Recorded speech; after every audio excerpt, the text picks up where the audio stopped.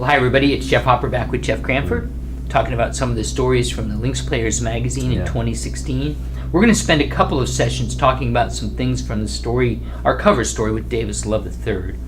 And Davis is one of those people too who has been touched by the College Golf Fellowship ministry, not while he was in college, but since then. Right. And he's been a host of College Golf Fellowship events and has done a lot of things with those guys at College Golf Fellowship, but also was very kind to talk to us and share a lot of things. And there's no question that Davis is now, well, I hesitate to call him an elder statesman, but certainly he's a statesman. Elder. No, he's an elder. You know, Champions Tour that's now. Right, so, that's right. But still out there with the young guys and really interacting with them is, you know, as a Ryder Cup captain, he wants to be doing that, but he can compete. He won just last summer. So what do you know?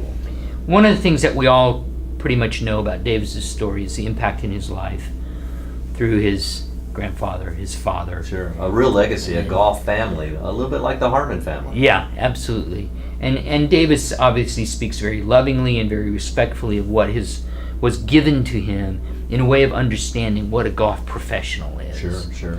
You're a golf professional. How was that given to you?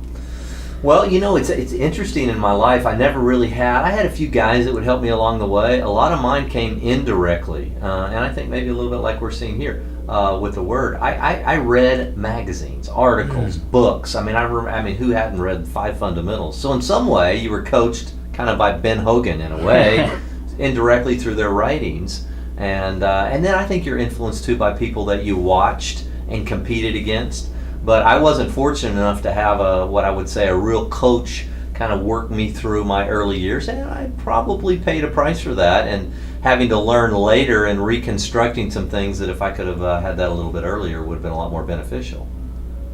Let's talk about passing some things on in that spiritual way, not just we learn a lot of things from others who've gone before us, and we learn the same way spiritually.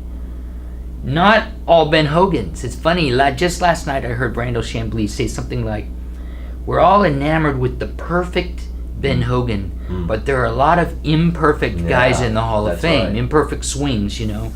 So we're going to learn spiritually from people who aren't perfect, and yet they've grabbed onto the Word and they've passed it on. And in Deuteronomy 6 we read, that's what we're supposed to do. We're supposed to take the Word that's been given to us and give it to the generations to come. And I would say that's obviously our own children. And you've talked particularly about your older daughter now who's off to college and the things that you've given her, but also our spiritual children, people that we're trying to pour into, correct? That's absolutely right. So there are 2 ways to look at it. So first of all, as a father or a grandfather or grandmother or whoever's maybe watching this, we just graduated my oldest daughter this last week from high school. She'll be headed off to college. And I actually had a chance to speak this publicly over her. And kind of the folks that were there, it said, behold, children are a gift from the Lord. The fruit of the womb is a reward. Like arrows in the hand of a warrior, so are the children of your youth. In other words, we take our kids, grandkids, we pull them back like an arrow and we shoot them with great intent. But you got to remember, Jesus also had a conversation with Nicodemus and talked about this womb scenario, being born again. So there's a spiritual children application too. So I've got a lot of people that may be older than me, but maybe they've just come into the kingdom. I need to do the same thing. I need to train day and night, on the doorpost of their house. You know, that's what the Israelites were told to do. Post it. We're word-centric people. And then we take that through a Links Fellowship or whatever, we take that arrow, whoever those people are, we disciple them, that's the pulling back of that arrow, and then we shoot them into a culture with great purpose and great intent. And I think as you start to see yourself as a person that is intentionally shooting people, it changes the way you interact with them. It's not just meaningless conversations. Every conversation is significant.